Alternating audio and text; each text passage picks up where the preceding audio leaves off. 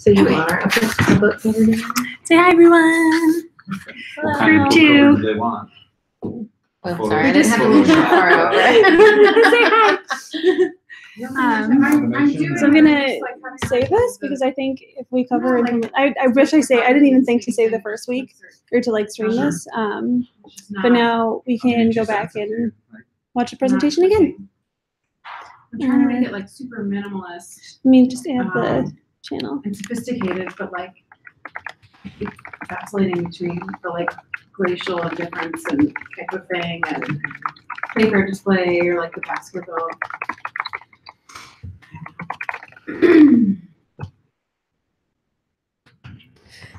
Well, the white text is pretty hard to read. There we go. Oh, yeah. All right, now we're up and going. We're just 5 minutes late. And maybe, yeah, that helps a lot. Really? And I was just maybe playing with something. is the title left aligned to your block text down below? No, the subtitle? Yeah, I would try left aligning it to your subtitle. Yeah, but I don't have awesome. Or keep the subtitle centered like you had it, but then just align your title text This was the most fun. to it. That's what it's from here. I think that's Okay. Let me just share my screen. All right, now we're all good to go. with that TV. Sorry, we're a few minutes behind.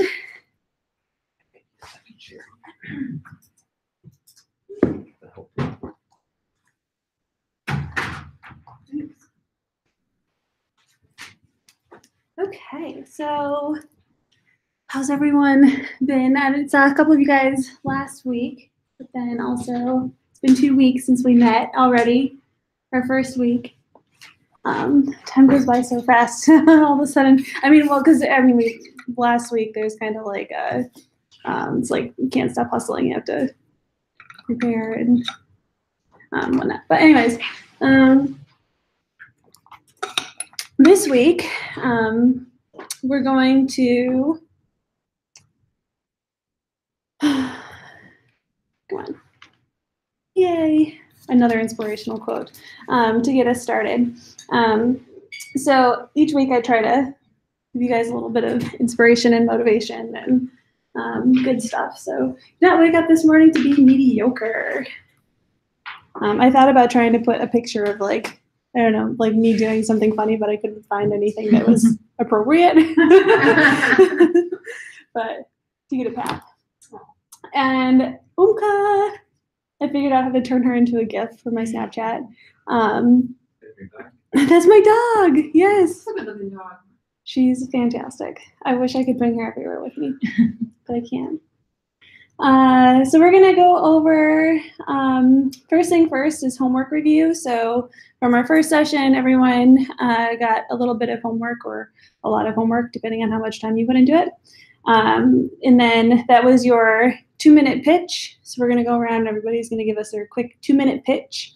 And then also what you were assigned to work on is starting to kind of like brain dump all of your tasks or all of your services that you provide in a spreadsheet. So I hope you guys got a good start on that, because I know it takes a while once you start thinking about it and really like digging in. It's like, well, what do I actually do? Like, what can I give you money to do for me right now? And I'm like, well, I can be anything. Like, just pay me, right? And then so we'll talk a little bit about that today too. And then making it happen. So this is just a process that you can choose to implement if you want. We're going to talk about creating an onboarding process and an offboarding process, because you can't onboard without offboarding. And then going over project management on both the client side and then also on the creative side. And then also go back over again and maybe dive a little bit deeper into the 10-minute proposal process. Okay, so let's do, just to make our broadcast a little bit more interesting, I'm going to stop sharing and then I'm going to point my computer at you guys. We'll just go around the room for your pitches. Is that okay? You won't even know it's there. Who are you broadcasting to? No one right now. It's for us later. Okay.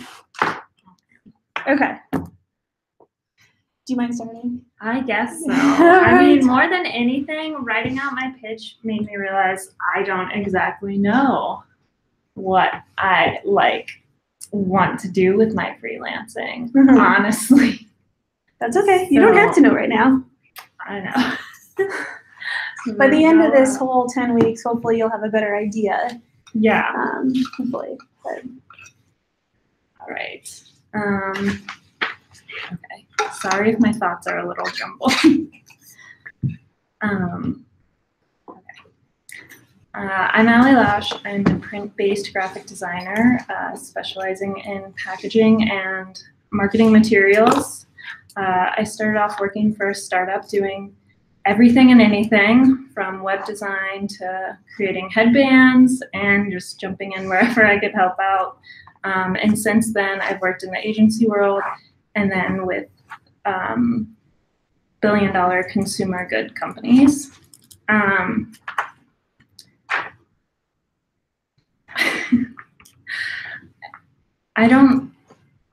This is the part I didn't know who I was looking for clients. I didn't really say anything. And then my memorable hook is, I'm just someone who's willing to jump in and really get to know what needs to be done and what you're trying to say and to meet your unique needs. Okay. So for clients, that's how I'll tell you how I say that section. So I say I work really well with dev shops who maybe have the dev shops but not the design chops. And nice. Yeah. Hey guys. And where I can kind of plug in as a creative director. Okay. Or I work well with SMBs who are looking for a creative person to step in and kind of like take control of their marketing and design. So it's just giving it the whole purpose of doing that is specifically list, because then clients are just like, or networking, they're like, oh, I know exactly who that is, that I can send you their information. Okay, got it. So it's like help frame yourself. Okay. Essentially. So you don't have to like overthink it. But just like list the best place to start is by listing off clients that you've worked with in the past. Because you know, like that's what people have paid you to do before. But all right. Yeah. Thanks. Cool.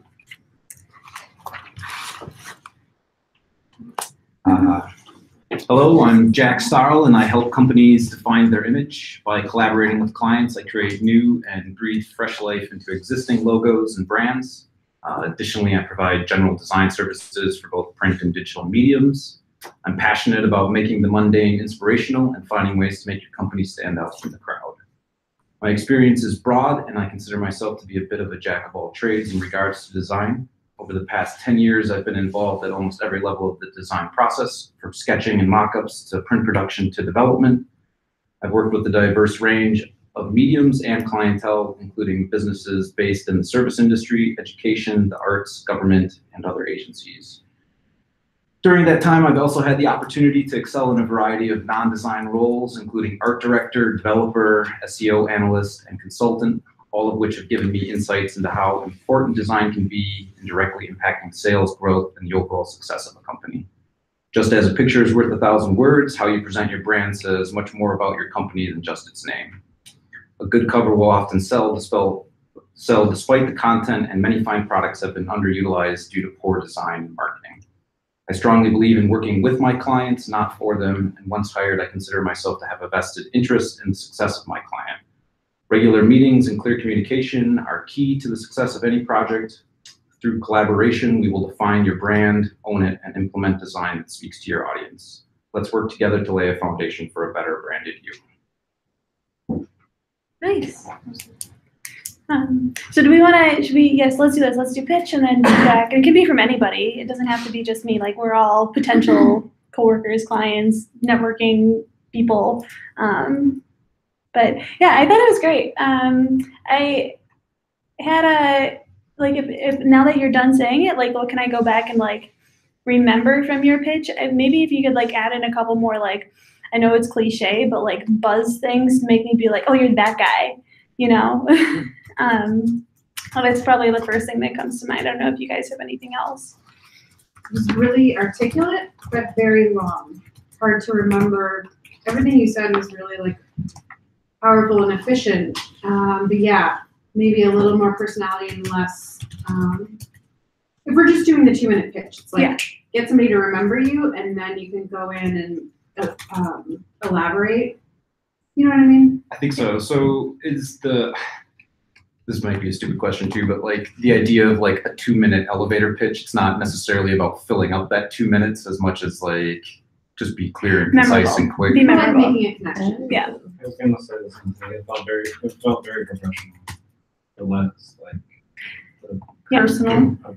less like an elevator pitch, I guess, and more like a professional. More like. Yeah. It's kind of like if you're at like a party of some kind or like a networking event, and you can like talk for a little bit, but like people are just, someone's distracted, and it's like, how do you get them to like really understand what you say, and then make that connection, even with a little story. Exactly.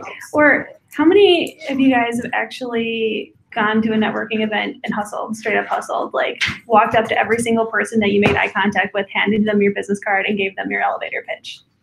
I haven't hustled that hard yet. Well, you have to every single chance you get. effective. Yeah.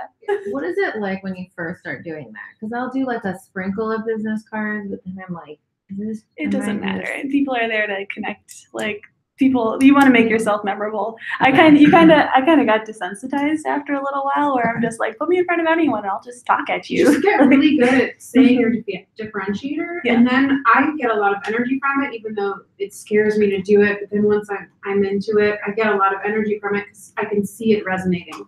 Yeah. When you find the thing that works, like, and I can do my little thing after everybody, but it's like when you see it resonate, it starts getting more fun. Yeah, exactly. Like seeing, you said it exact, where people you can see when it connects with them, and then you're like, great, I have to do that again for the next person.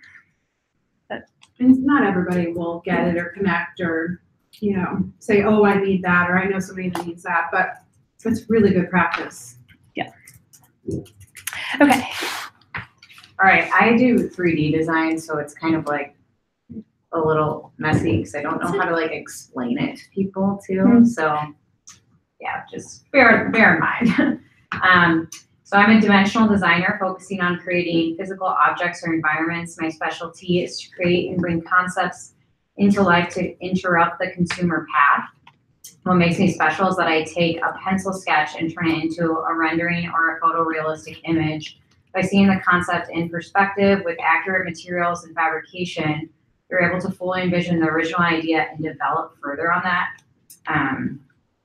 I can also create drawings to show how these would be built and what materials to use.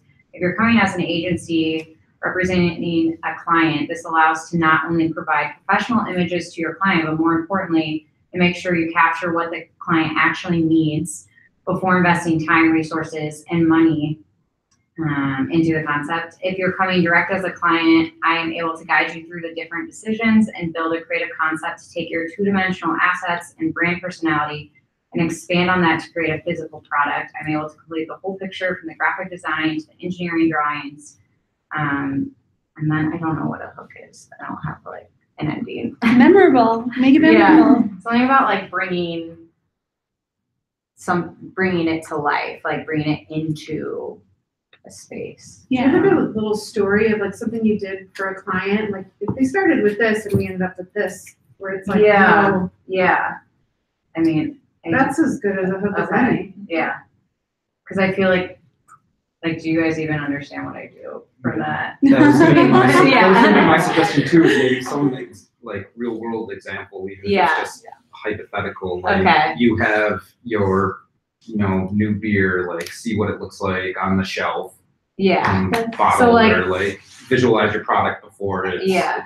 before it's real or something like that. Right. Okay. The best thing you could do is like talk about solving pain points and thinking about like what is your blue chip client or otherwise, where are they at and what do they have going on that they would need you for, and like speaking to that instead of speaking to like once they're interested.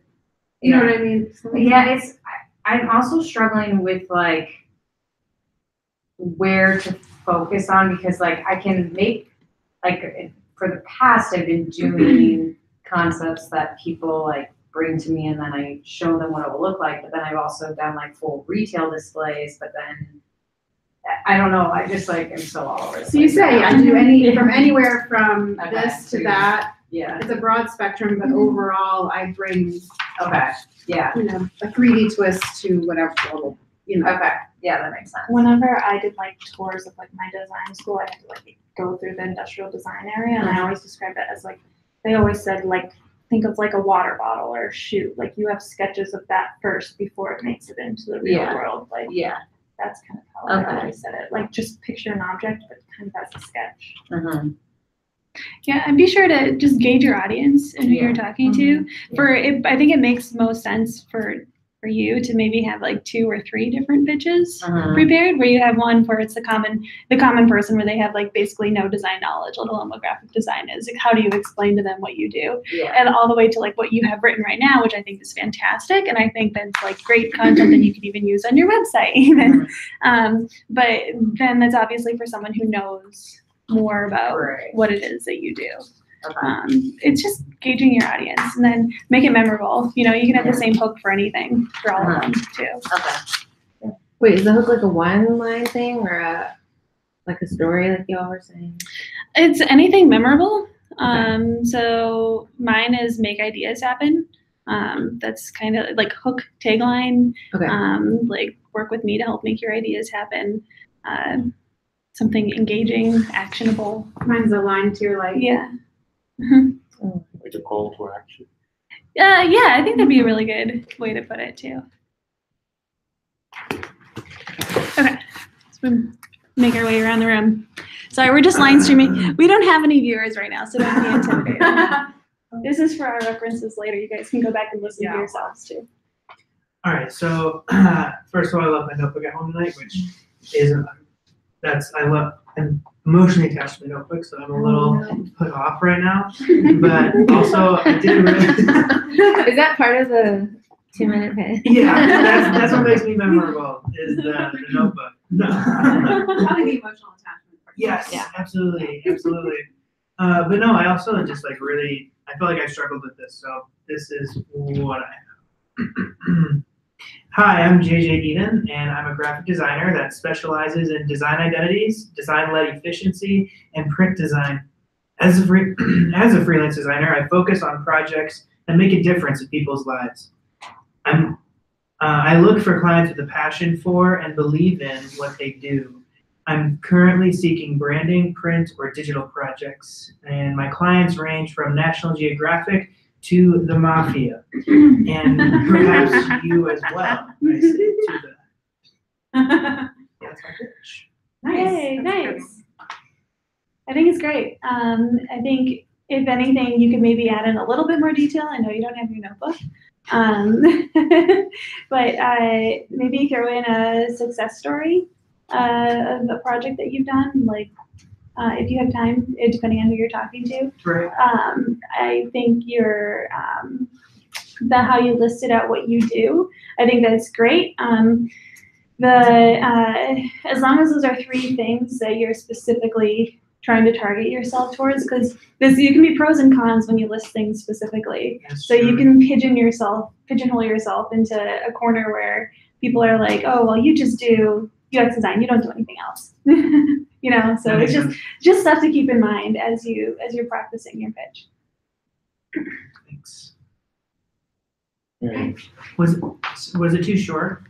No. Was that fine? I mean, Because it wasn't 2 minutes. That's No, you For got sure. time. That's why I'm saying like more examples would be good.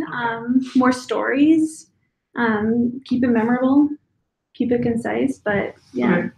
Cool. Thanks. All right. I am Corey Swimmer. I am a digital designer. I come from more of a print and design background. Growing up, my dad had a graphic design company, so I kind of grew up around design, and design has always influenced my life. And now I look to create unique experiences through websites and applications for clients What makes me unique is that I really focus on the business. Growing up in an entrepreneurial family, I really love business. And I care just as much about I'm just as curious about the user as I am about the business. So I like to make solutions that are going to solve both user and business needs. And I don't really have a book right now, but That is sort of your hook, is and I have a similar thing, that you're as interested in the business of design as well as the design and the creativity of the design itself. yeah, that's what I think. Like I want to do, but I don't know if I should phrase it like a different way.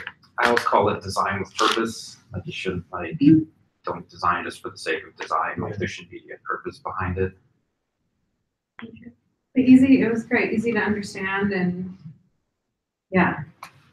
Your differentiation. When you say business, granted that's like depending on who you're talking to, and I understand where you're going with this, but if you could push that a little bit farther, and what does that actually mean by you care about their business? Like, how do you care about their business? What are you going to do for them that's going to increase their bottom lines through your design? Oh, it's going to be unique. Well, how is your unique design going to change that? Change their business, you know? Awesome. Thank you. Okay. Thanks. Hi, I'm Joan. I'm a UX designer.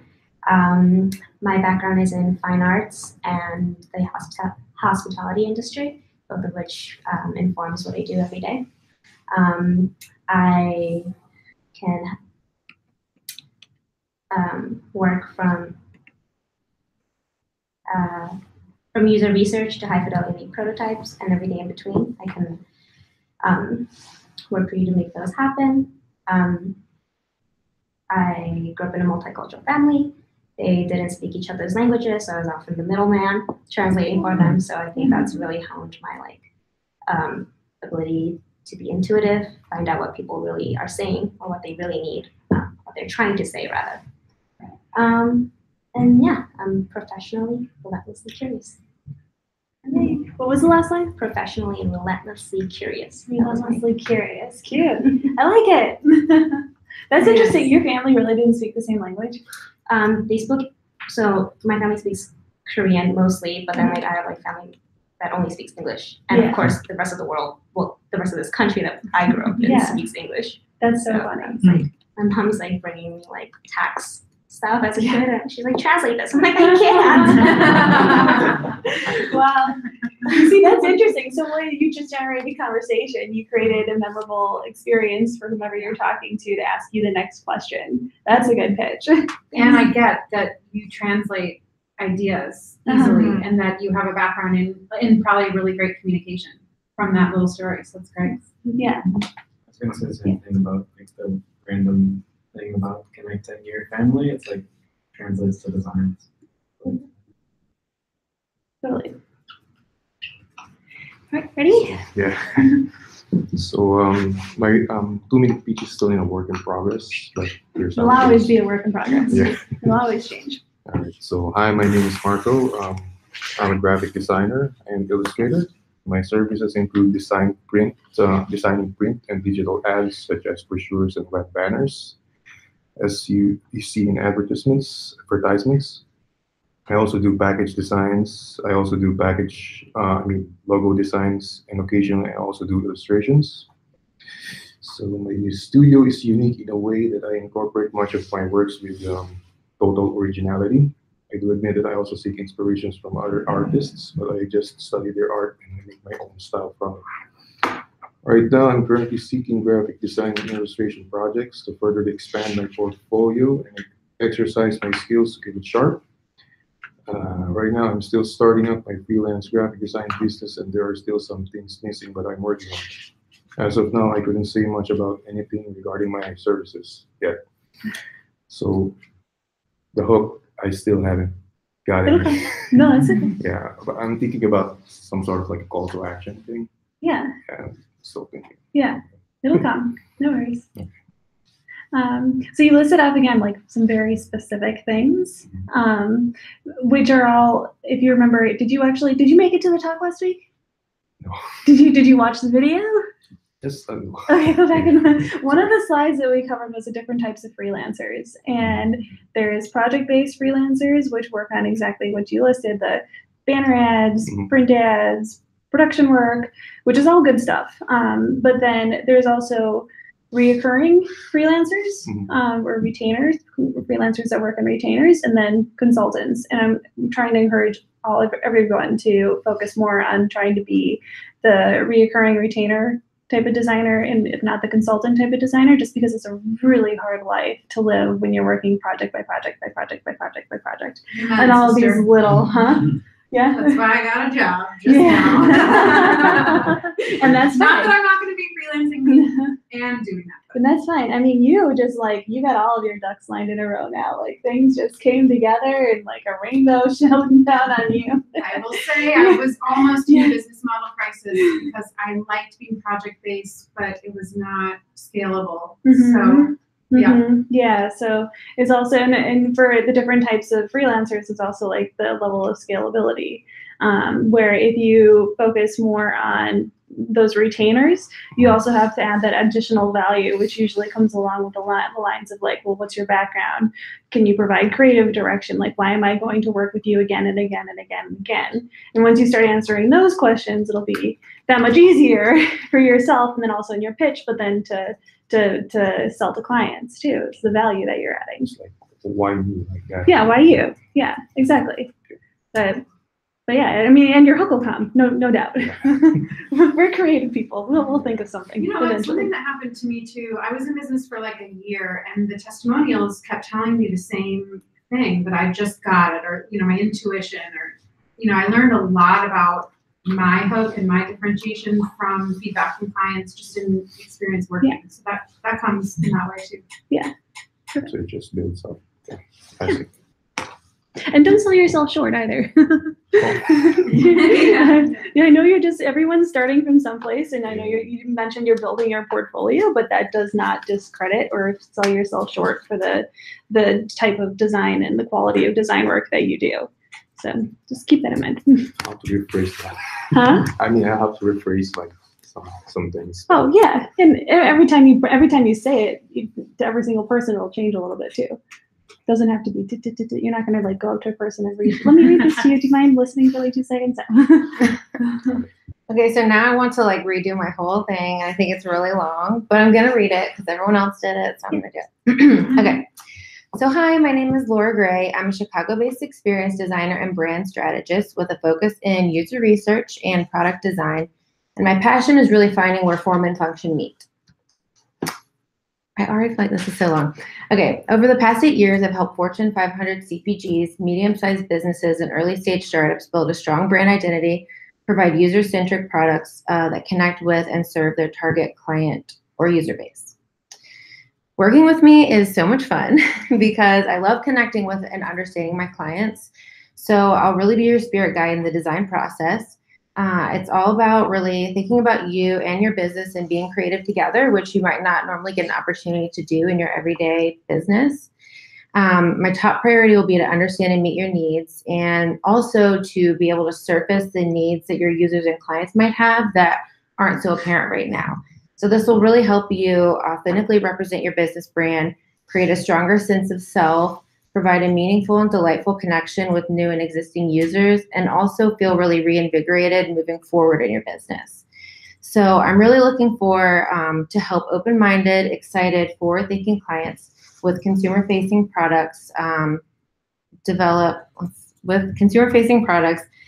or revitalize their brand, evolve their products to meet user needs, think strategically about who they are and their offerings, and to get to know themselves a little better and feel excited for the future. And I don't have like a hook line, but that's what I wrote. You've got little hooks in there. Yeah. I think that the right person is going to really, you used, I think, specific words strategically so that your target audience will be like, oh yeah, you're different. I want you. I also heard some of your, I'm assuming what's your brand too. Like I can be your spirit guide. That's exactly what I was thinking. Right. That's because I serve a similar, Really? My clients, they're, coaches, creatives, they really, intuitives, they like that. So. Okay. Actually had it written down in my pitch too. Oh, really? Specifically, yeah, being a spirit guide or helping a company find like their spirit animal or inner voice. So I think it's a good analogy. I decided not to use that, but I do think it's Might a throw good it back in, analogy. yeah. Find your spirit animal. That's Yeah, you fun. should have that back in. Yeah. Okay, I that's was, yeah, throw Very it back in. memorable. I was thinking though, like similar to what you were saying, as I was writing this, I thought, okay, because normally I do get kind of deep with clients, and I've done some freelance and I've done some full-time jobs, but usually I push, even if that's not like initially what they're thinking, I push to like go deep and like really like pull up, you know, who are your users or your clients or whatever, and like what are their needs and stuff. And I was like, is that what I should be doing? I was kind of like, wait, like, do I need to be going through all this? Or like, is freelancing sometimes more about it being like, I guess a little bit easier? That sounds boring, but are you supposed to go like so deep when you're freelance, or are you supposed to That's be a my little more? differentiation. Like you could just be an order taker, or you can really get in the trenches with your clients and be a partner. And that's the way to drum that's up more- referrals and have your work be meaningful. Mhm. And some projects are different than others where you don't want to do it with the person that might not value it, and it will not, you know, produce a huge result in some cases. But for the most part, that's going to be, it's the experience. It's not just the work product. It's the experience that they're having with you that makes you get the referrals and get an amazing testimonial and an advocate for your brand. Okay. Yeah, I was gonna say I always hear like selling strategy and like selling yourself, because that's like the value. In my opinion, it could be like the big value you bring. Yeah. And then just gauge your audience, you know, who you're going to be talking to, who you're pitching to. If it's a person who understands what it is you do, then sure, go, by all means, jump all in. Tell them everything that you just told us. But maybe you may want to think of like, how do I explain this to my mom's friend too? Because you never know when you're networking, you're not just talking to the person in front of you. You're like, if they think of you or they have a client or anyone else in their network, like you want to be top of mind when like, oh, I know a person, like I just networked with this girl and she said she does experiential design. That's great. Like this is exactly who I'm going to talk to. Like I know exactly what I can send to them. Right. Okay. So it's a tricky, you gotta find the balance, and the more you practice and the more you pitch, you will, between like who you're, like how in depth it should be versus how surface, and that's why you have a memorable hook in there too, so that if you miss the mark on those two things, and at least someone can like remember you. It's like, oh, you're bilingual, that's cool, you know. And again, people don't just hire you for your skills. People want to hire you because they like you. So you have to make yourself like friendly and approachable as well, and professional. Should we do ours? We don't have time. You can, yeah, it's already, yeah. Keep going. Okay, we'll keep going because now I want to. Well, I also started a few minutes late too. So I wanted to go over if you guys had any quick questions as you were generating, defining your services, or if you guys, did everyone get a chance to at least start a spreadsheet and work on that? Were there any glaring questions as you were doing it that you have? I found it difficult to put down like an average hour spent for certain types of projects, especially things like one-off type things like menus, mailers, posters, postcards, things like that. That's like a lot of it sort of depends on what the project is. You know what I mean? Like I've been hired to make signs for people and they literally just needed like text and an arrow and that was it. And I've made signs for people that were like, take this illustration and cut out 8 parts of it and put it back together, and also create an infographic and throw that on that side of it and do this and that too. So you could start adding in different levels for services. So like level 1, just production. Level 2, what's the middle road? And then level 3, what's the high road where it's you're creating, like now you're concepting, you're doing 3 design concepts, you're having a design review. I'm thinking about it like that, if that helps. Have you ever a base level package? And then every project you can add onto it or not, but having that same foundation. Yeah. Yeah, so it's interesting that you say like, so signage, I mean, you could just keep it like, well, what's the base that I would need to, what's the base task for that?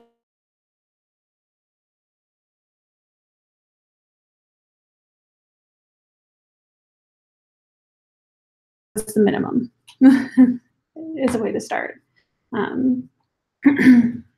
But for this next step in the whole like point booking process where you're going to start creating those packages, that's when you can really think about like different levels if you wanted to choose. Any other questions about the homework? Task lists. So I just kind of like brain dumped onto my paper about like everything that I've been paid to do, and then try to figure out like which ones I enjoyed doing and which ones I like didn't really want to do anymore. Yeah. Because I think that was kind of something that we talked about last time, like specializing yourself to a degree. But then if somebody does ask me like, well, I see you don't have anything for this or type of design, are you able to do that? Then how, like it's not in one of my packages. Then So how specific are you talking about? Do you have an example? if somebody wants me to like make a piece of fine art for them or an illustration or something, that's not something that I like advertise that I do, but yeah, I can do that. Mm-hmm. So how do I go about that? So would there ever be versus like the other services you provide, like typical graphic design work? Is that what you're saying? So would there ever be an instance where that's going to be the same client for those services? I don't know. I don't know. All right. Because as you're putting together these packages, you have to start thinking about, well, what are these going to be? Who are these going to be targeted towards? Who's your audience? Mm-hmm. Where if you're finding that I have kind of like, well, my graphic design side of things, but then I also have like fine arts illustration skills, I would almost put that as like a separate thing. Because they do entail like very different things, and you'd also be able to price those very, very differently. Mm-hmm. You're talking about fine art, where I'd probably almost keep those, and it's completely up to you. In my book, I'd probably keep those separate from each other, and kind of like sell those as two different things. But it's important to think about them for now. But then, so my packages, I say that my packages work as a baseline. So like if I'm talking to a client and I tell them like, have you been to my website? Have you looked at my packages? If you're looking at my website package, great. That's just the starting point for my website package. Now let's talk about what you actually need. Are you looking to integrate with any sort of third party? Do we need to hook you up with MailChimp? Do we need to, are there any like custom development projects that are going to be involved with this? And sometimes the clients have a general idea of what that is. Other times they're like, no, we have no idea. They don't understand that their entire website was previously custom developed and now I have to figure out how to integrate with it. But it's also a starting point for a conversation so that you can kind of target your proposal for their needs. Which is relatively easy to do. If you've already brain dumped all of your services that you do, all you have to do is go back, find the service that they're looking for, copy paste essentially, and then you've already like thought about the approximate number of hours. You can allocate points to that, update the proposal, and send it. That's what this whole, like, I know it sounds like a lot of work up front just to put out everything in a spreadsheet, but it's really just going to help you in the long run too. Do you ever mention your packages in your 2-minute pitch or no? So I do, depending on how interested they are in what I'm doing, I would give them the example of how I work. So I would say I work unique because I use a point system. What that means for your projects is you purchase your points up front, your points get allocated to your task list. Once you're done with your task list, you can choose to pause or you can purchase another round of points depending upon what your project needs are. This really adds an extra layer of transparency and flexibility to projects that I haven't seen anywhere else between designers or agencies. So it's kind of how I explain my point system to them. So yeah, if they're really interested, then yeah. Okay. Back to the presentation.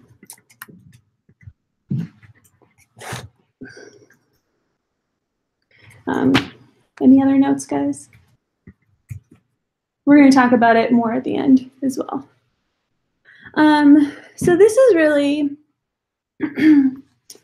make your ideas happen. And this is, again, like resonating with my hook, my brand. Like, this is what I want clients to be able to do. I want everybody to be able to make their ideas happen. I want you guys to be able to make your ideas happen too. So it's just a simple thing to go through. So if you're, and this is more, it could be for anything. It could be whether you're dealing with the fear paradox of full-time job versus full-time freelancing conundrum. It could be, well, how do I like, it could be about pricing. It could be about new clients. It could be about swimming. But there's 3 steps inherently in everything behind every idea that you want to make happen. So research, realize, and release. So if you find yourself on the cusp of not really knowing how to approach a problem that you're trying to solve, you could use this as a formula, essentially. So research, I want to do what, but I'm afraid of what's the worst that could happen. What's honestly the worst that could happen? Have you ever think about it like that? Like, what's oh, get over it. It's business. It's business. In our instance, it's business. Realize this looks like the best option for me, and I can do it by, how do you actually do this? Release, I am doing XYZ because I'm not afraid of what can happen. And if I fail, I'm going to try again. I think a really great example of this, and I talked about my my path and how everybody has an organic path that you follow in your career. It doesn't have to be a straight path or a ladder climb at all, and that's okay because it's 2018. It's a new world now. But when I talked about when in 2013 that I tried to freelance and it just didn't work. And so I would say, in my response to this, so like, I really want to freelance, but I'm afraid of not being able to support myself. I want to be able to eat. I still have to pay rent. I have to be able to pay for my subscriptions that I have, like for design and stuff. And so that's a really big, scary like cloud to have over your head, especially when you're kind of starting from square one with nothing and no network built and no understanding, no point book to help you out. And then this looks like the best option for me, and I can do it by, so at that time, it looked like the best option for me was to join 1871 and try and target startups. And what that meant was typically me having conversations with startups, and this is before there was a whole lot of investment in Chicago, a whole lot of traction. Everybody was basically bootstrapping at this time. And every conversation that I was having with clients selling design services usually went, well, I think I'm just gonna have my developer design it, or I know, yeah. Or they think they can do it by themselves, or they just need someone to make it look pretty. They don't need anybody to like actually come in and like add value and like increase their bottom line for the business. No, that's not what we're talking about. They just, and what happened was I put the cart before the horse. Like, I was trying to sell my services before my audience was ready to receive them. And that's fine. Like, so I'm selling services to startups because I'm not afraid of what could happen. And I gave it a shot, and it didn't work. And it took me about a year to figure that out. And I ended up getting a full-time job at the Tribune as an art director afterwards. So things do work out, but it's all about like, if I fail, try again. Like, I didn't stop trying to freelance, because while I was at the Tribune, I spent those 2 years building my network, trying to continue to get my own projects and continue to talk with startups and pitch my services, so that by the time I left the Tribune in 2015, when I started Katie Lord Inc., I was smooth sailing. Like, there was no question in my mind that I was going to be able to do it this time around. So it's an iterative process. It's based on the Google Ventures design sprint process. I just narrowed it down to 3 steps. So understand what your goal is, what's your strategy behind what you're trying to do, What are the possibilities? And then in the realize, what are your best ideas? How am I actually going to do this? How am I actually going to support myself as a freelancer now? I'm going to productize my services, create the super awesome website, generate a sales strategy and marketing strategy, and start selling. Done. Sounds easy enough, right? That's what we're all going to do in the next 6 weeks. And then release, so validate it. And you know what? It's always going to be iterating. It's always going to be changing, and that's okay. Go back, and if you find that maybe you should put your fine art skills in with your graphic design packages, and that's fine. Go back and do that. This can change anytime you want. You guys are your own boss. It's easy. You don't have to wait for like a board approval, like an HOA or something. That's especially helpful when I started freelancing and it was like, oh, marketing, oh, social media management, oh, like running my business, and all these like things in what we're about to talk about with the onboarding process, offboarding process, client management process, tools. And it's like, I think this is so brilliant because for me, when I get into fear, I freeze. And and then nothing got done. And so instead of freezing, it's like, all right, just take one like smaller scale, one little micro project and apply this and focus on that. And then just keep going on to the next and not trying to do everything all at once. Because you'll find once you start, it's, and you probably know this too, it's a lot. So just one little project at a time, and then research, realize, release, and then move on. It's so easy to get stuck too. Yeah. Yeah. And then just going back and asking yourself these questions and thinking it through, it's just. It takes out the emotion too, because it is such an emotional thing, because it's so personal. It's like your life is your business now. Yeah, it is. So instead of like. And it's your personal brand. It's like perfectionism freeze, overwhelm freeze. Like there's a lot of different traps in there. And this is a great, like, okay, research. What am I doing? Okay, so now we're gonna go over processes. So my bottom line goal for you guys by the end of this is to create a repeatable process that creates success. Sounds easy enough, but there's a lot of moving elements you have to start thinking about. So as you're creating these processes, I want you to think like, if this, then that. So if the client says this, then I say that, and working on your reaction, whether it's just for your pitches. So like if the client says that this is their job title, then I'm going to pitch them like this. If if they say that they're another designer, well, then I'm going to talk to them like they know everything that I'm saying, and I'm not just talking in techno babble, and they get really confused. I put easily teachable on there because whatever process you do come up with, the best way for you to figure out if it's really successful is to try and teach it to someone. And I say that after my own experience of trying to onboard freelancers to work with me and tell them my process. And that's when I really started thinking about everything that I had set up, and for them to really be able to understand how I expect them to work and what my expectations are of them, from the client side of things if they're working on projects, and the creative side of things. And then some of this stuff you can also schedule and automate. So it's going to ultimately save you time in the long run. So for your onboarding process and for prospective clients, you should be answering these questions. So how are they reaching you? Are you on the phone, email, website? What services are they interested in? How are they signing your proposal? What information do you need from them before starting a project?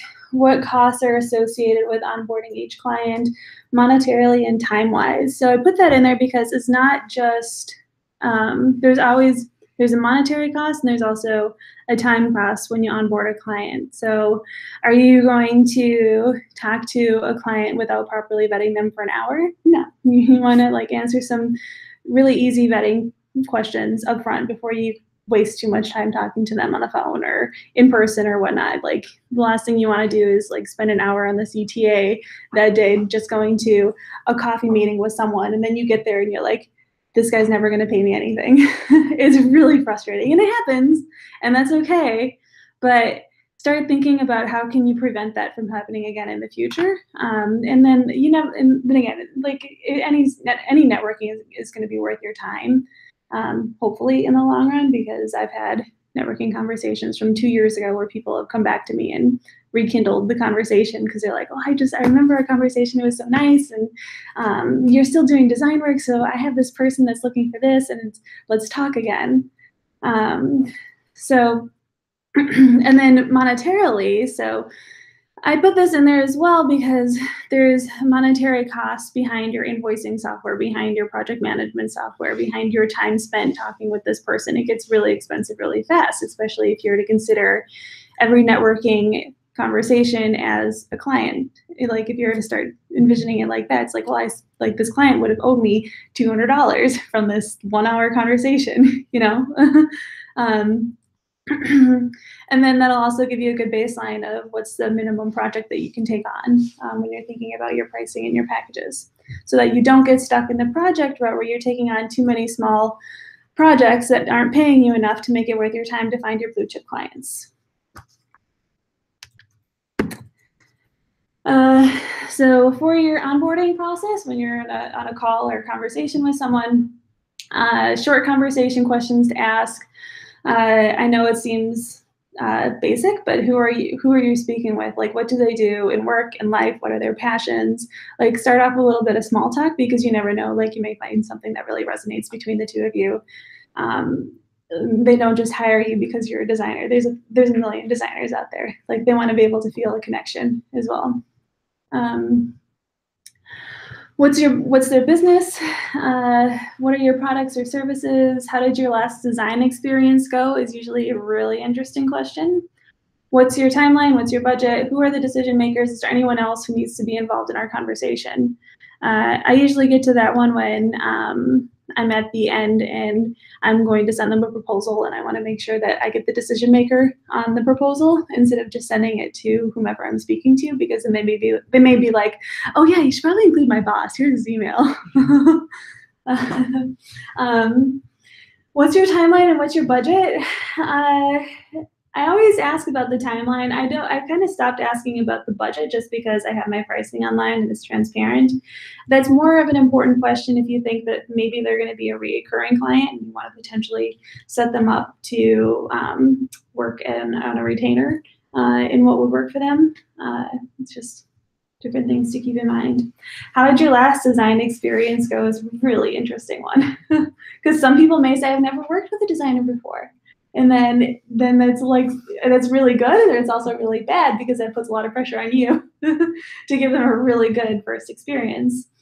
And as long as you're a professional, you have an easy onboarding process, the project goes smoothly, you manage it very well throughout, like there's nothing to be afraid of. Another question you could ask that's sort of along the same is, what is your communication style, or how do you like to communicate? Yeah. Because some people will, prefer email to document everything, and that's how they work. Everyone's different, or they like to be over the phone. And if it's like a mismatch, it could be a nightmare project if somebody just wants to email back and forth and you want to talk on the phone, or vice versa.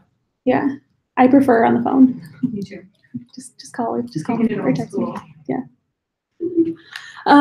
So if you have, so I would say on the left, that's like your quick 20-minute conversation. On the right, if you have time, or if you're really, if this is an actually like previously vetted client, or it's a second time around that you're talking to them, or the decision maker finally gets brought in, what would be the perfect solution for you? What are your pain points? Can you tell me about your sales process? Where do you sell? If money was an issue, what would it look like for you? Those are really great conversation starters, because now they're excited to tell you about what their vision is, and it's up to you to like ride along with that and help them understand that the perfect solution for you is working with me because I'm going to be able to add this much value to your project through doing this, through my skills. Like, a logo design isn't just a logo design. It's really going to be, well, how much is your company worth right now? Like, and what does your branding mean to your company? Like, they're simultaneous, like go hand in hand. You can't just take it for face value of like, oh, you only spent 5 hours creating this like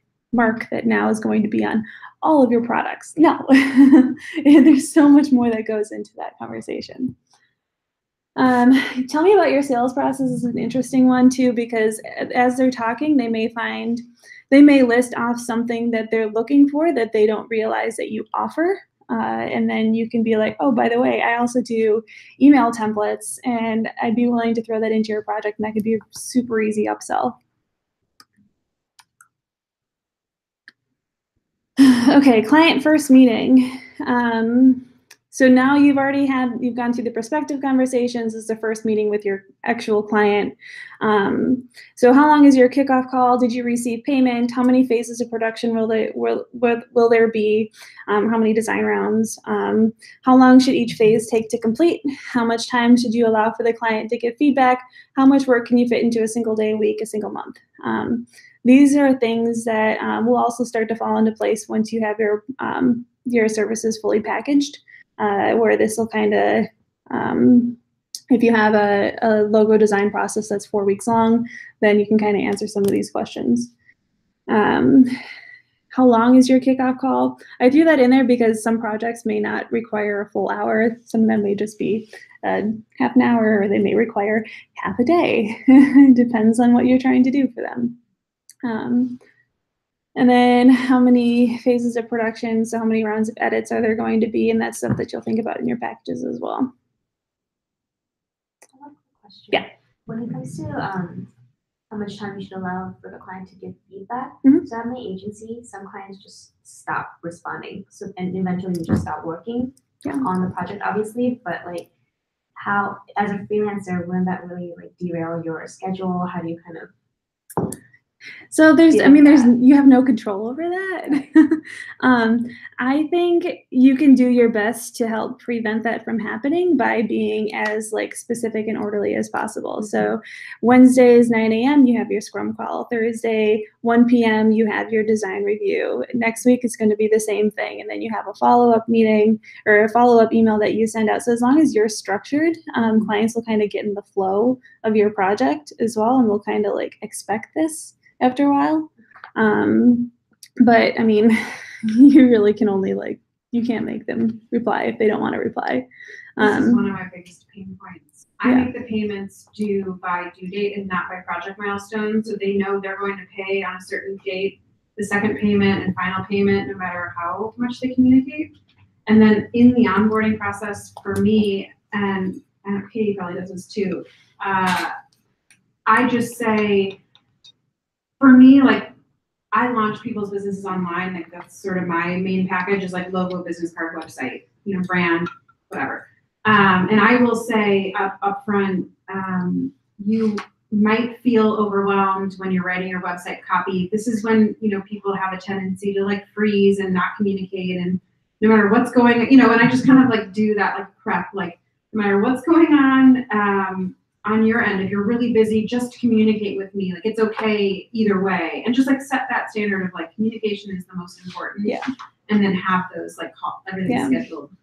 I have also done this in some cases where the client stops responding. I'll like reach out to them and be like, hey, so I'm going to be working at Soho House this afternoon. If you want to come and like do a working session with me, I'll be happy to answer any questions that you have about our project. But just so you know, I'll also be working too. And then most of the time they're like, oh yeah, that sounds fun. I've never done that before. Usually they're busy or stuck. Yeah, they're most of the time. Something and they haven't and they just haven't thought about it. So if they're like, if you make them sit down across from you and like pull out their computer and think about it, like how can they work on anything else but what your project is? Yeah, that's brilliant. Yeah. I've definitely had horrible experiences in the past with doing the like half up front, half at the end of the project payment stuff. So what you were saying, I mean, your whole strategy of getting paid up front is awesome and great, because if they're not in communication with you, who cares?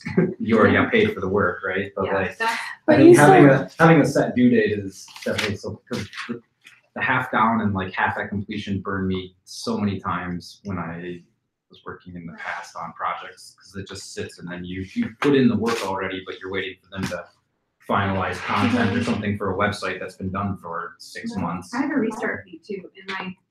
Ooh, that's interesting. Yeah. Oh man. I have like it's like $750 if they don't respond and get me what I need in 21 business days. Yeah. And I had it was useful. Yeah. And just That's brilliant. How did you think of that? my business mentor. What? Yeah. It's in the thing where it's like they have 3 weeks really, 21, 3 or 4 weeks to get me what I need. I imagine sticking to your guns on something like that is probably essential too.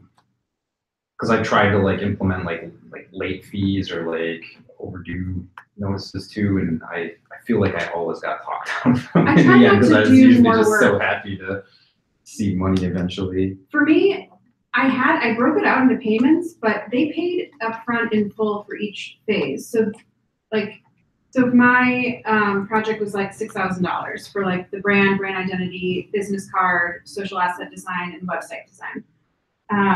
It'd be like 2,000, 2,000, 2,000, and they pay me 2,000, and that's around the brand identity cost, and then I do the brand identity, and then they pay another 2,000. I do print and social, and then and then the website, it would be the final. But by then you'd know. Mm-hmm. But where the person didn't respond, I didn't get what I needed. I did her brand, and she paid me for the brand, and then she fell off the face of the earth, and I did not start on anything else, and I could have, but I didn't. And so I ended up getting paid, and then she didn't want to pay the restart fee, and then it was over, and I got paid. But yeah, it happens. Yeah. Yeah. My current client has restarted 4 times. Time to start charging. Yeah. Yeah. Charge that fee. Okay, so with any onboarding process, there is an offboarding process, and no project is ever officially over. There's always going to be that constant stream of communication through your marketing strategy or your content strategy or whatever that is, because what that means for your clients is that in the instance that another project comes up, or if they hear of someone in their network, again, frequency and recency, the old adage, who's ever, you want to be top of mind, and you want to be the first person that they think of when they're looking for help for their next project. So think about in your offboarding process, what feedback do you want to hear from them? And then how are you officially marking the completion of each project? Is it going to be verbal, written, visual? What's your engagement process to keep them interested in working with you? Marking the completion of the project. So I've done this, I've gotten really bad at actually my offboarding process in the last couple months, but it's my own fault. At the end of our final design review, I would close the meeting, and then as soon as we're done, I'd ask them for their feedback through a Google form, where I'd send it to them, and they have the option to fill that out and provide me feedback. And then I'd also ask at the end of the project if they wouldn't mind, showing my portfolio, and then at the end of project, you're going to create you're going to update your portfolio with it. This is an ideal world. I haven't actually done this lately, but create it as a portfolio piece, a blog piece, and then a social piece that you can share across your platforms. Oops. Okay, project management for the client side of things. So if this, then that. So think about, if the client doesn't respond, then I'm going to do this. The client sends me feedback that I just can't understand because I can't read chicken scratch, then what? Use a project management tool, and I listed a couple of them before, but you use, which one? I use Dubsado. Dubsado. I've never heard of that. Yeah, it's an up-and-comer. Yeah. It's like part client management, part a little bit project management, whereas teamwork is heavy project management. Yeah. But I use, in my design rounds, I use their forms, Mm-hmm. and then I create these custom forms where I put option 1, option 2, option 3, and then they fill out, which option do you like best? What is your, and very specific questions to guide them. Yeah, and it's so you really collect great. feedback through that too. Yes. That's so cool. I've never heard of that. Yeah, through forms and surveys. It's Yeah. really, and everything's, and they have a client portal where they can log into it and see your invoices and the forms and everything. Cool. Yeah. Yeah. So I've done that for client feedback before for everything, not just UX projects, is put them in InVision and shared links because it's so easy to comment on them. for like print stuff before. People And don't branding. know how to give helpful No. feedback. Well, that's why in your design review, you ask those impact questions to kind of pull that information out of them. Yeah. Okay, but I use Teamwork, and I use Teamwork specifically because it has tags that allows me to assign points to each task. And you can save those tasks or the sequences as templates. So whenever I onboard a new client, they're doing my branding package. It's great, select it from the template, ready to go, send them an invite. So how often will you meet depending on the project? So if it's a big project, are you going to meet twice a week? Are you going to meet once a week? How will you address scope creep? Super easy when you're using points. If you have their task list, which on the kickoff call, they have approved, so that's what is set and good to go.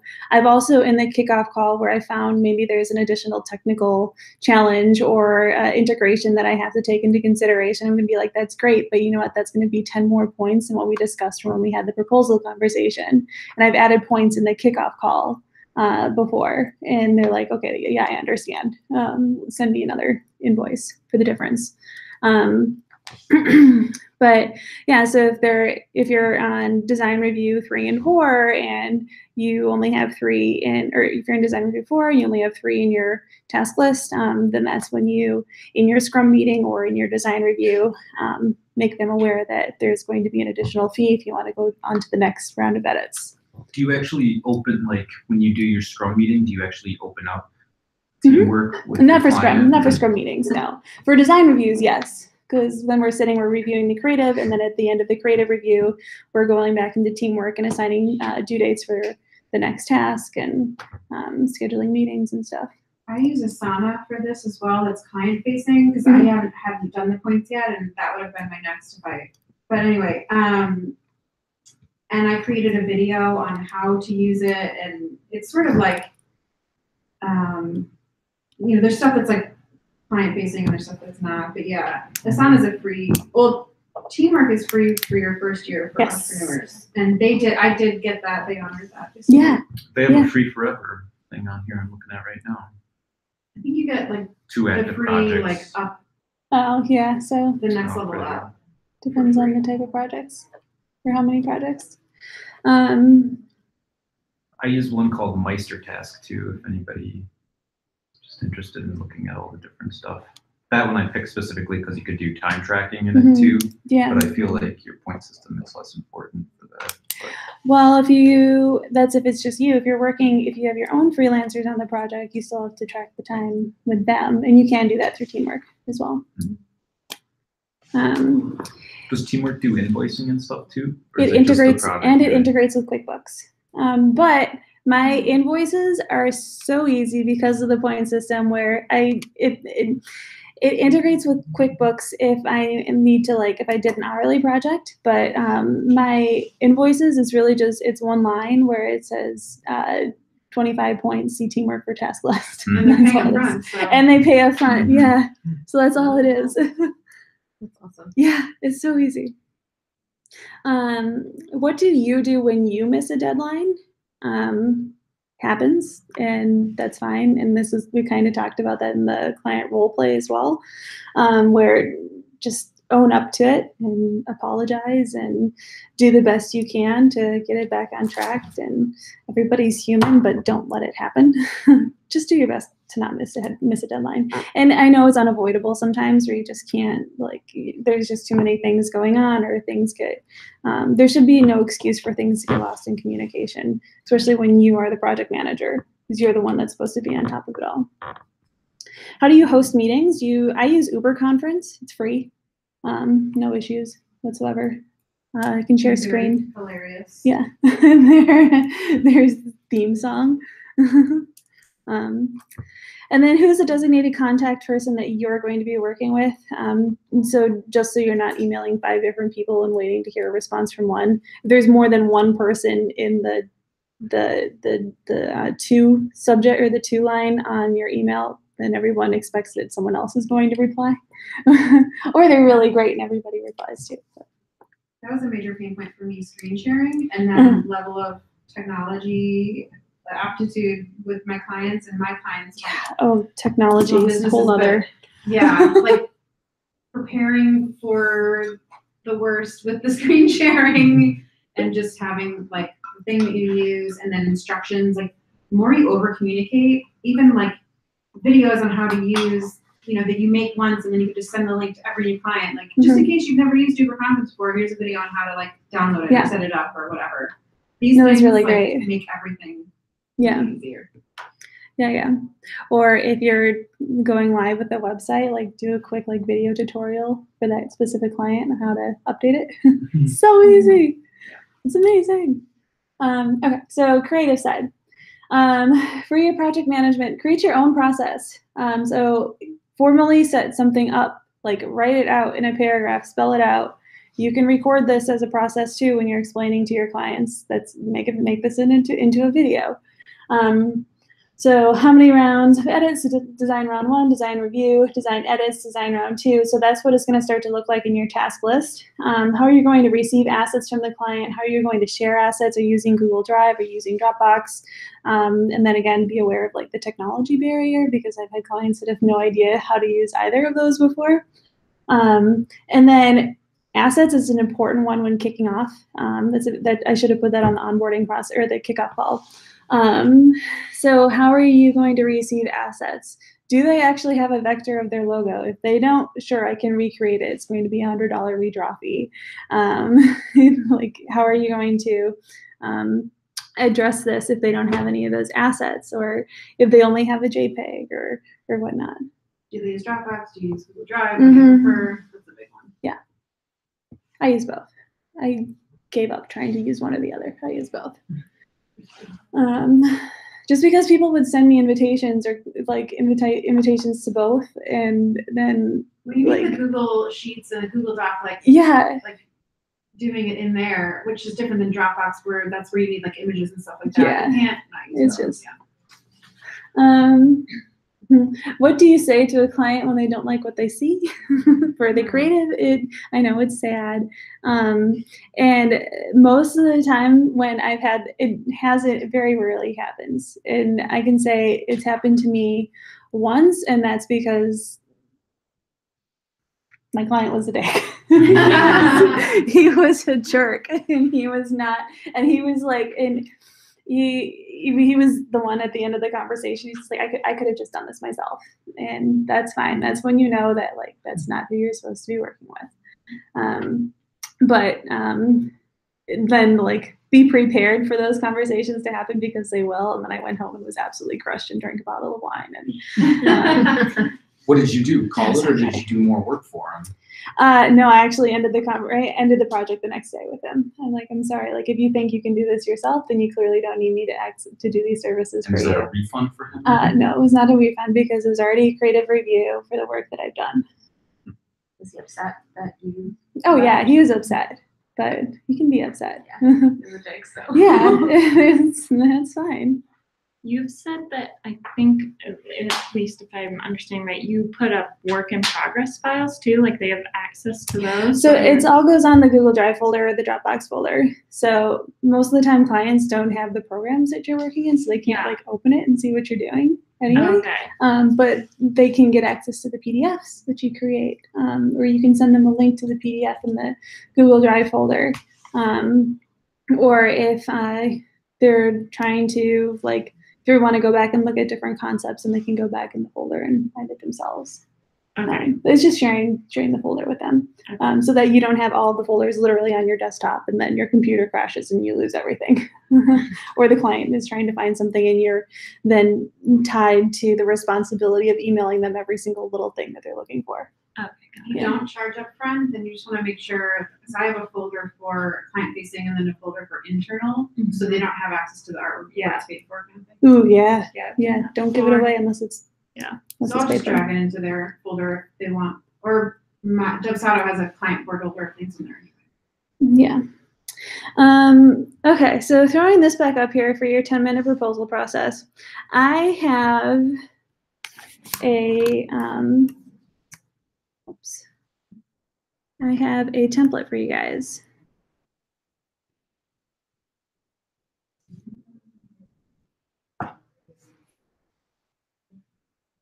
What now. Did I not open?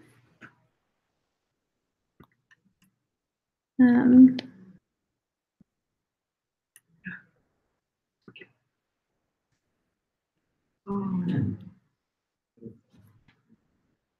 my God, why is this not opening? Oh, you missed the Yes. gift. Was there one last week too? Or Tuesday? Nice. Stop presenting. Oh, okay. Yes, my puppy.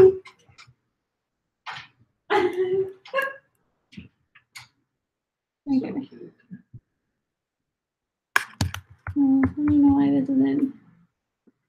Okay, I'll try and open it on the screen. Sometimes, so Google Drive, they switched over to their sync application. So I used to have just the Google Drive app, and now it's called something else. But anyways, it doesn't open the files from Google Drive now directly from my Finder. I have to go into Google Drive and find this stuff. Oh, well, that's why I was opening the wrong one. Or I mean Google Slides? Slides? Yeah, Yeah. just like Keynote or. Yeah, so it's easiest. Proposal. It's easiest to do that because things get. You can comment in there, and then there's usually no technology barrier with someone who's working on a PC versus a Mac, or someone wants it on Keynote or PowerPoint. I still use PowerPoint 2011, and it's just awful. So Google Slides works fine.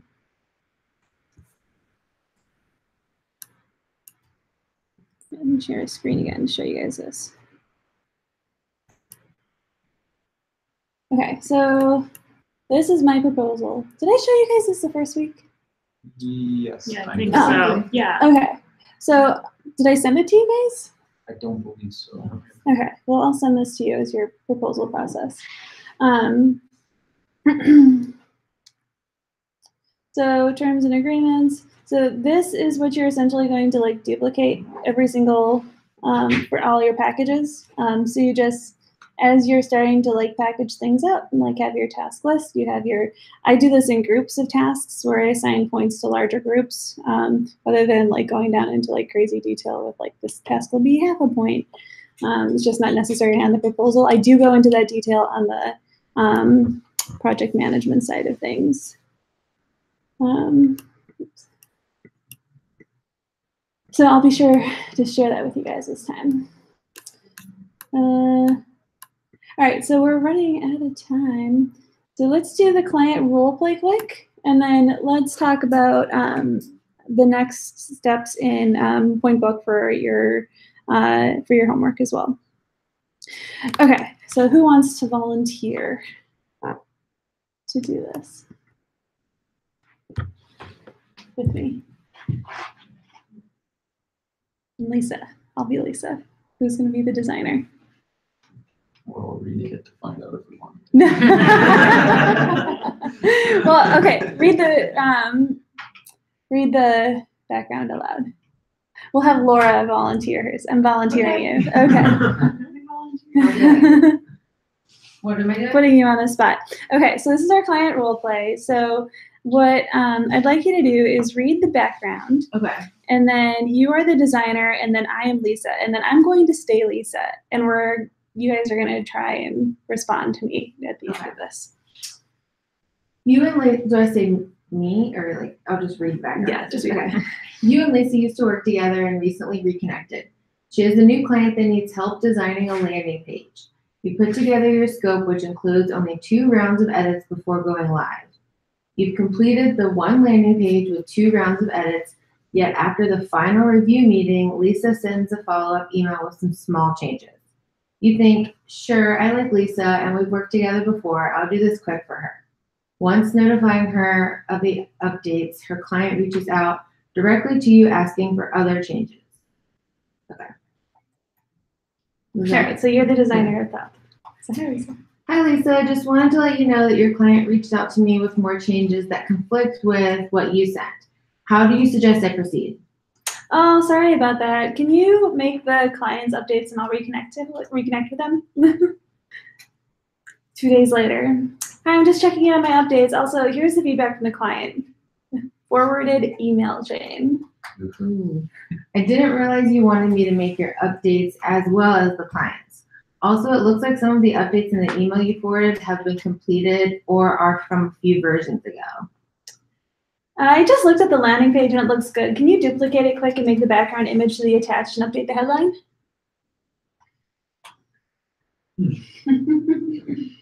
Oh my God. Okay, now do I respond? Yeah, so how do you reply to Lisa? I'm Lisa. Okay.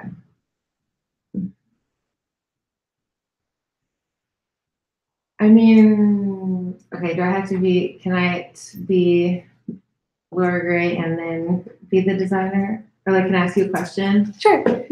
So, well, okay, what I would want to do was basically like defer back to like our initial agreements, like contracts that we. Yeah, but you've already done work outside the original scope. So, I mean, since I was like, oh, let me just do this for her real quick. Mm-hmm. That opened up a whole can of worms where now she's asking for all this other stuff. So what are you saying to Lisa at this point? Because it's already gone this far. I think, I'm sure there will be like a correction to this, but I would probably say like, this is, I feel like Anybody can reply. Yeah. I feel like I'm in acting class. But I'd probably be like, hey, so I just, way back when we talked about just doing like this initial quick change, I thought like, I just love working together. This project's been awesome and I'll do this really quick, but that was already out of scope. And so now that we've kind of like kept going with changes, why don't we go back to the contract and maybe like add on points or however we're doing it. Like add on some points or I can like calculate what these changes will be now and like add that into kind of like a final extra changes charge or like whatever you want to call it. Yeah, so I already talked to my client and told them that you'd be able to do this for them. Look, just a quick change. Do you mind going and doing this, please? Well,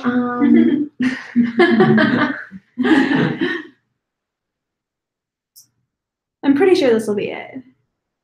Well, since we're not sure, like just to be safe, why don't we go ahead and like figure out what, how many points or like what the costing will be of these changes and maybe be proactive in case this kind of thing happens where there's more changes like there was this past time before we proceed. Okay. So I'm gonna add some more background to this now. So, well, we've already done the first landing page, but what you charged me was for a landing page and it's not done yet. And these changes need to be done in order for it to be completed. And I already told my client this. To me, they just seem like relatively easy production changes. Is this something that you'd be able to do? Like, I feel like this should fall within the original scope of our conversation. Our original contract really outlines the process more than what would be considered to be like a finalized landing page. So the process is that I get you one initial design and that we can go through 2 rounds of changes. So absolutely, like whatever you feel like you and your client, like your eye, what you consider to be finished is great. But as we go, I definitely need to be paid for like the steps of that process. So if you want 5 extra changes, we still need to go through the process of paying for those 5 extra changes. Yeah. That's what I would say. That's a very good answer. Okay. Very good answer. Kick it back to the process. Your task list, what you have outlined, what they agreed upon in the kickoff meeting, what they agreed upon after the first design review, in the second design review, because they've already gone around 2 edits of this, and then sell them on the process and explain it to them in like language that they speak. But yeah, no, that's smart. Yeah. Anybody else have some feedback to this? Pretty straightforward. Okay, let's keep moving. All right, so this week's homework. So you guys have already gone through step 1 of listing all of your service, writing detailed descriptions, and approximate time to complete each. And you're already asking the next questions like, well, what do I do to level this up, to group these together? So this is what you're going to do next. So set points. Define what a point means to your business, both internally and externally. So externally, a point means effort assigned to each task. So my clients are purchasing me at the project cost, and then points are assigned or allocated to their task based on the amount of effort it's going to take. Internally, if you want to think about it in terms of hours, you can assign a task 5 points. It's going to take you 5 hours, or it's going to take you, I don't know, 10 hours if you want 1 point to equal 2 hours. It depends on how you want to start phrasing this stuff. I would say for each task and for each point, there should be a percentage leeway. I would say like plus or minus 20%. So plus or minus, if your 1 point equals 1 hour, plus or minus 20 minutes per each task, just because it's an organic process, it's a creative process. And then that'll also start, the more you work on points, the more you'll be able to kind of predict how many points will be required for each task, the more times you do each project. And then that'll give you a good idea where if you start a project and you're like, I only have 2 points assigned to this, I need to reach out to the client and ask for 4 points because I'm now realizing that it's going to take me more time to complete this than I originally thought, due to whatever reasons. And then again, it's just clear communications with them. So work on defining your points. So service mapping. So mix and match your services to generate packages and define which can be formed together, standalone, or be sequenced. Make sense? Allocate points. Assign each service or package a number of points. Okay, so you have your, in step number 1, you've already allocated the approximate number of time. Now you're converting time to points. And then once you group these packages together, or these services together, you should be able to total the number of points that should be allocated to your package based on what you've already done in your spreadsheet. And then that'll take some time to wrap your head around. This is a process. So then the next steps, which we'll be doing 2 weeks from now, is where we're going to start working on your task lists and working on your terms and conditions. But all right, so everyone complete steps 2 through 4 point book. And then if you haven't already, I'll share with you my proposal template. But then create your own proposal template, at least the first 2 pages or so, where you have your cover page, about page, how it works, samples of work, all of that stuff you should already have. Just start popping it in place. Okay. Do you even list a la carte services by points anywhere? Or do you like really only push the packages? Only do the packages. And then if somebody's really interested in a single thing, then we don't do that a la carte. Then I'll use that more as like an upsell. So most of the time my conversations are centered around packages. And then if they're interested in a brochure design, that's an easy upsell for the project, that package, whatever that package is. Think of your packages as baselines of conversations with your clients. And then, yeah. And we'll get more into, so next week we're talking about, so we have sales class, and then we have a marketing class, and then we're going to have like a wrap it all together class. So we'll start answering some of those, like, well, how do you have these curated packages based on the services that you already provide? How do you start targeting them towards your audience and selling them and marketing them? So, other questions? We should put some self-care at the end. Yes, we for sure should. Yeah. Yeah, that is actually something I really like struggle with, balance and then going a little crazy. Yeah. Yeah, seriously. Yeah. Okay, guys. Hold on, let's stop this. Yeah, stop the presentation. Oh, why is this so slow? There should be like a freelancing for extroverts and like a freelancing for introverts. Yeah, there should be. Energy, you know? Yes. All right, wait, bye. Bye. All right, go back. I shared the link in Slack, so go back tonight and listen to your guys' pitches. Thank you.